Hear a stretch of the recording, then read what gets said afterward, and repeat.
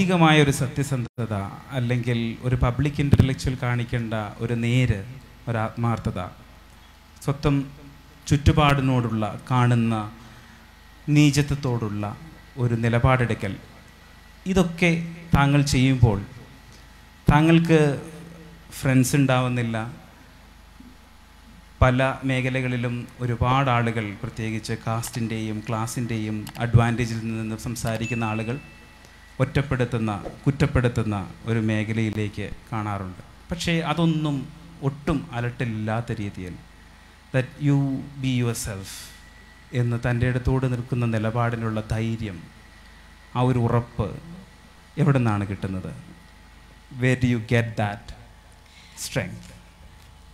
See, it's not a strength, but if you're a writer and if you don't write what you know, what you feel,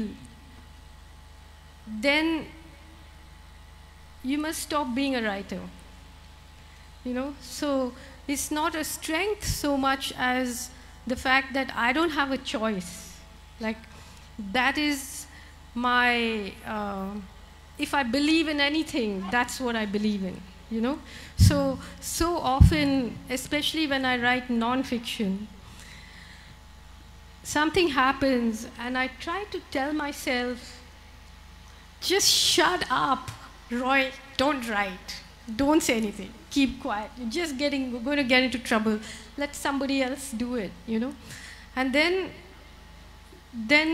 there's this kind of storm that sets up in your blood, and you can't sit down, you can't eat, you have to write it.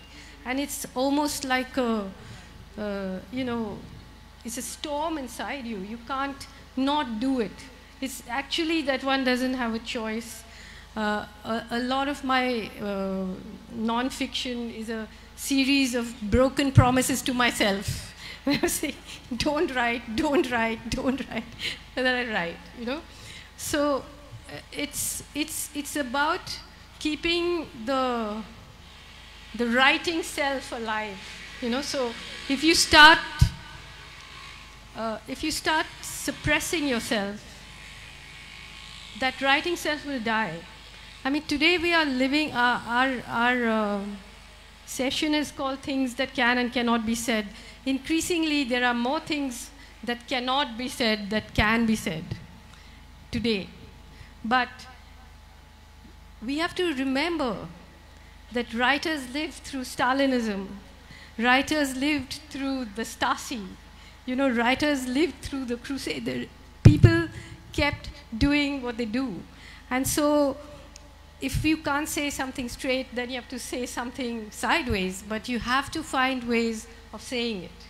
And it's not that I don't have friends. I have a lot of friends, you know, and I have a lot of fun, because I'm not a person, especially as a woman, I'm not a person who believes that I must suffer and I must be good and I must be a great human being. No, I don't believe that. I believe I must have learned from my mother, just live every full spectrum, you know, live it.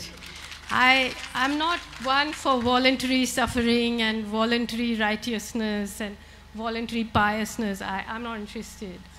I want to, you know, I want to live my life to its fullest, and that doesn't involve having fake family values and fake friends and fake, you know, ideologies. It involves experimenting with my writer self, and whoever wants to stand with me, you're welcome, and whoever doesn't, goodbye. You know?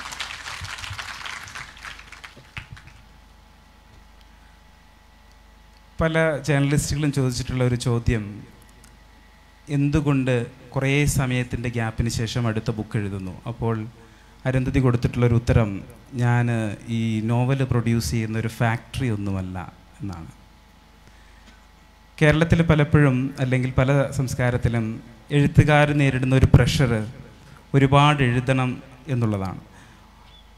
ഒരുപാട് എഴുതുക versus കുറച്ചെഴുതുക, അത് നന്നായി എഴുതുക എന്നുള്ള ഒരു ചിന്തയാണോ, അതോ എന്താണ് എഴുത്തിനെ സംബന്ധിച്ചിടത്തോളം, ഈ എസ്പെഷ്യലി ഫിക്ഷനെ സംബന്ധിച്ചിടത്തോളം എങ്ങനെയാണ് ഒരു ഫിക്ഷൻ പുറത്തു വരുന്നത്? I think that depends on what kind of a fiction writer you are, you know. I think there was a moment when, after The God of Small Things, in fact, somebody was recently circulating a video of the moment of the Booker Prize. And I saw it and I was quite shocked at my own behavior, because on the stage, literally, they asked me, like, when are you going to write your next book? And I said, well, I won't be writing a next book just because I won a prize. I don't write for those reasons or something like this. But I think there was a fear of, commodification, of suddenly becoming some person that's being used for a whole lot of reasons that you can't control. So after I think 97, The God of Small Things came out, and 98, the nuclear tests happened. And as soon as The God of Small Things and the Booker Prize happened, and I was on the cover of every magazine, and I was supposed to be the sort of new India, and then came the nuclear tests. And I was horrified. And there was that moment where I realized that keeping quiet is as political as speaking out. Because if I keep quiet, I'm on their side. So I wrote my first political essay, The End of Imagination, against the nuclear tests. And I was kicked off this fairy princess pedestal and fell into a world of understanding, walking, listening, because I think one of the greatest problems intellectuals, celebrities, journalists, all of us face is we lost the art of listening, just talking all the time. So I spent a lot of time just walking through the valleys and resistances and trying to understand what is this place we live in, what are the big forces at play, what are the little forces at play. And truth be told, it might be a curse of some kind, but to understand, to walk with the comrades in Bastar, to understand, like you and I also worked on the Parliament attack and all the lies that were told over there, to walk in the valley of Kashmir, to walk in the Narmada Valley, and to write about these things. It makes you, there's a kind of rock that's known as a sedimentary rock, right? Layers and layers and layers. And only once those layers are formed into something which you can't write directly comes the next book of fiction, for me.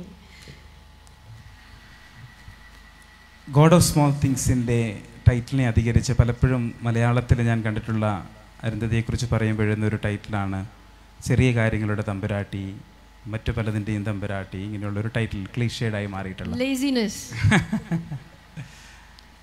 പക്ഷേ ഞാൻ ശ്രദ്ധിച്ചിട്ടുള്ളത് ചെറിയ കാര്യങ്ങൾ എന്ന് നമ്മൾ പലപ്പോഴും കരുതുന്ന പലതിലും വലിയൊരു പൊളിറ്റിക്കൽ ഒരു പേഴ്സ്പെക്റ്റീവിൽ നോക്കിക്കാണാൻ കൂടെ പറ്റുന്ന ഒരാളാണ് Arundhati.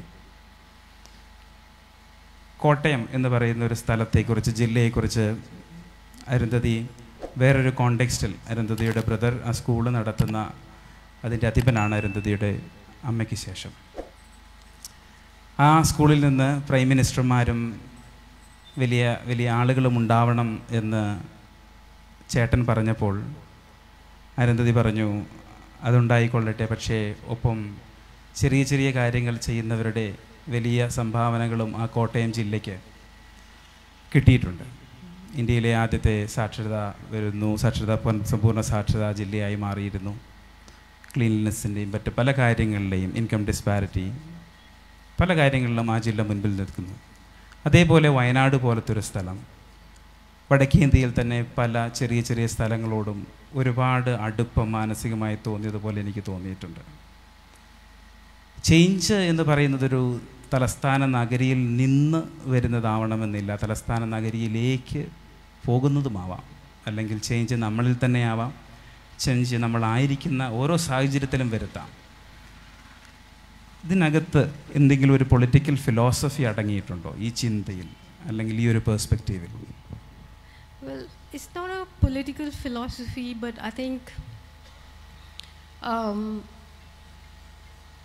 you know, one of the things that happens when I write non-fiction is that you bring the eye of the fiction writer, the eye of detail to something political, you know. So if you look at something without that philosophy actually, but if you look at what has happened to resistance movements in India, change alle parayna Vinod. But in the 1960s, when you had whether it was the Naxalite movement or whatever the revolutionary movements of the time, they were revolutionary. What were they asking for? They were asking for justice. They were asking for redistribution of wealth. They were saying land to the tiller. They were saying all those things. They were talking about revolution. They were crushed. By the 80s and 90s, radical resistance became what was happening in the Narmada Valley. What were they asking for? Just anti-displacement. ഞങ്ങളുടെ കയ്യിൽ ഉള്ളത് എടുത്തുകൊണ്ട് പോകരുതേ. Revolution is gone, redistribution of wealth is gone, only resettlement or anti-displacement, isn't it? That was crushed. The big movement, the greatest movement perhaps in terms of just non-displacement of Adivasi community, Narmada Valley finished. Then you come to the late 90s, 2000s, because of the new economic policies, corporatization, crony capital, what are the radical people demanding? NREGA. Just 3 months minimum wages. Can you just give us that? Oh, that's too much. How can you be asking for this? And then it comes down to citizenship. Can we be known as citizens? Even that is in question now.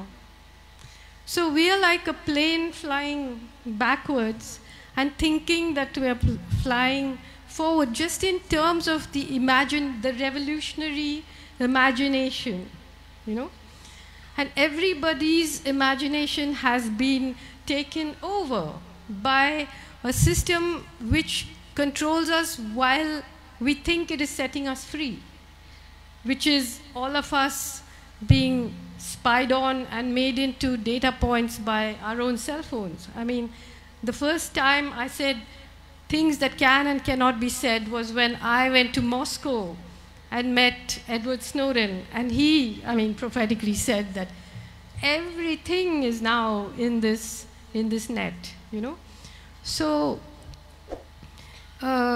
while we celebrate our local cultures and tastes and textures, if we don't understand what's going on at the highest level,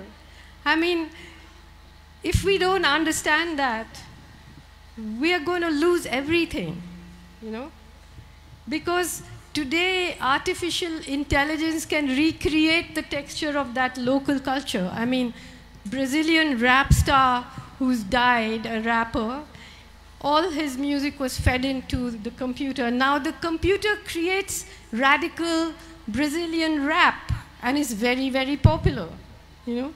So we got to understand the forces that are at play, like understand the grass and the herbs and the beetles, but also the movement of the sky and the clouds and the glaciers and everything else, you know.